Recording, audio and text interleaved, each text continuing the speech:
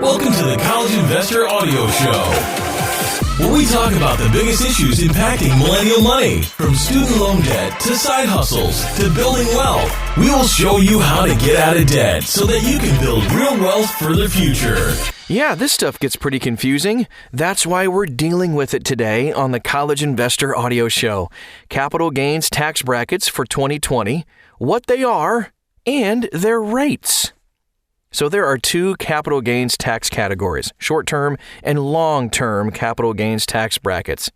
Long-term investments pay less in taxes. These are investments that you typically hold for longer than 1 year. Short-term investments are taxed at your regular income rate. So let's break down what the capital gains tax brackets look like, the income cutoffs, and more. All right, so first let's ask the question, what are capital gains? And here's the answer. So when you sell a stock for a profit, you realize a capital gain.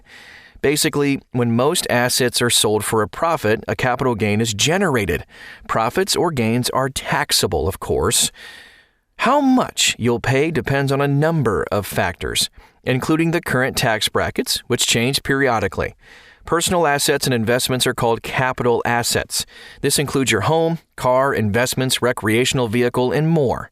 IRS topic number 409, it's not a window cleaner, covers these items in more detail. A capital gain or capital loss is based on the difference between the asset sale and your adjusted basis, which is referenced in IRS Publication 551. They have such fun names for their stuff. 2020 capital gains tax brackets. There are two main categories for capital gains, short and long term. Short-term capital gains are taxed at your ordinary income tax rate. Long-term cap gains are taxed at only three rates. 0%, that's a winner for me, I would like that one. 15% and 20%. The actual rates didn't change for 2020. But the income brackets did adjust slightly, which they tend to do. Short-term capital gains rates. Take a look at those. Now, for short-term gains, it's like 10, 12, 22, 24, 32, 35, and 37%. Short-term gains are for assets held for 1 year or less. It includes short-term stock holdings and short-term collectibles. The long-term capital gains rates are kind of like the short-term gains, but there are four filing categories. There's single, married and filing jointly, head of household, and married and filing separately. The amount of taxes paid is based on income. And by the way, we have this amazing 2020 short-term capital gains tax brackets all lined up for you, a nice chart at thecollegeinvestor.com. And I'll get to that at the end of the podcast, so I'll tell you how to get to that as well. The brackets are adjusted slightly upwards for this year for the long-term capital gains rates. Long-term gains are those on assets held for over a year. And we have another lovely chart. This one is a little bit smaller because there's only tax brackets for 0%, 15%, and 20%. And you can find that chart for the long-term capital gains tax brackets at thecollegeinvestor.com. Net investment income tax. Medicare tax. Okay, so the net investment income tax, or NIIT, NIT, if you will, is the Medicare tax. It applies at a rate of 3.8% to certain net investment income of individuals, estates, and trusts that have income above the statutory threshold limits. That's a lot of fun vocabulary there. In general, investment income includes, but is not limited to, interest, dividends, capital gains, rental and royalty income, non-qualified annuities, income from businesses involved in trading of financial instruments, or commodities and businesses that are passive activities to the taxpayer. That might be a little bit confusing, but basically individuals will owe the tax if they have net investment income of any of those categories. And another lovely chart for you is found at thecollegeinvestor.com. Now, collectible long-term capital gains rate. If you hold collectibles over a year, they are always taxed at 28%. Now, this includes gold and silver, artwork, rare coins, rare stamps even, if you will. If you're a coin stamp collector, I know there's a little rift between you two. Just kidding. Antiques are another one of these, and a whole lot more categories for this. But again, for collectibles, it's always 28% capital gains tax.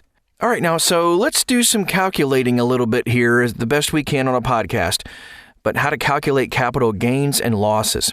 Now, you can have a capital gain from the profitable sale of an asset. You can also have a capital loss from the sale of an asset below your purchase price or adjusted basis. As an example, say you buy and sell stock in the same year up to November. Your trading has netted $10,000 in profits. Ding, ding, ding, congrats. These profits are classified as short-term gains because they're less than a year old. Then in December of the same year, you sell more stock for a loss of $3,000. Boo! Your capital gain is reduced to $7,000. A different investor buys and sells some stock during a year and manages to lose $5,000. What were you doing, dude? This investor has a capital loss of $5,000, but can only declare $3,000, $1,500 if married filing separately for the current year. What happens to the remaining $2,000? So the $2,000 capital loss in this $5,000 example is carried over to the next year. It can be applied as a capital loss. Using another example, let's check this one out. Our investor, Bob, if you will, has a capital gain of $10,000 in the next year. Well done, Bob. Now, he can offset this gain and reduce the taxes by the amount carried over from the previous year, which was $2,000.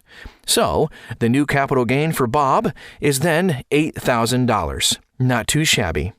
Unlike ordinary income, capital gains are flat taxed since the tax is just calculated one time. And when you take a look at the tax bracket breakdown, you can see this when you check out thecollegeinvestor.com and see the actual charts. It will make more sense.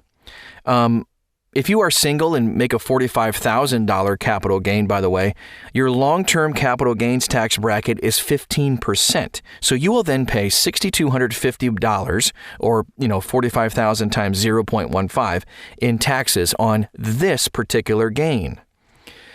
Now let's talk about how to reduce your taxes, because everybody hates paying taxes. Everyone is looking for ways to reduce them. Seriously, I can be that generalistic. Everybody hates taxes. Come on, we can agree on that. There are a few ways that you can reduce your capital gains taxes. Keeping your investments for at least a year is one way to do it.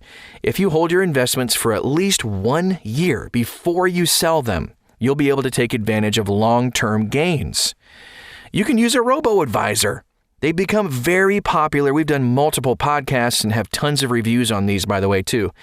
While they haven't yet replaced financial advisors, and I say yet, yikes. For most people, they can help save on taxes. Robo-advisors use a method called tax loss harvesting. By selling losers, gains on winners are offset. Of course, you can perform tax loss harvesting, manually. Tax loss harvesting, I should say, manually. However, robo-advisors make this task so easy through the use of automation. It seems there is nowhere to hide from taxes. But arming yourself with knowledge about capital gains taxes can really help you save money.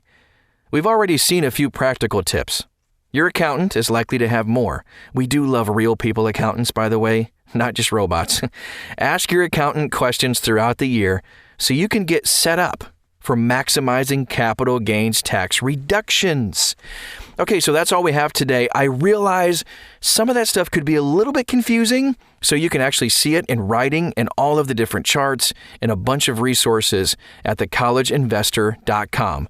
Type this in the search bar, capital gains tax brackets, and you'll find it. And we love that you stopped by today. Thank you so much for joining us. If you found this helpful, you want to share it with somebody else, go ahead and do it. We're just helping other people be successful too with their money. That's what it's all about. Thanks again, and we'll talk to you again very soon.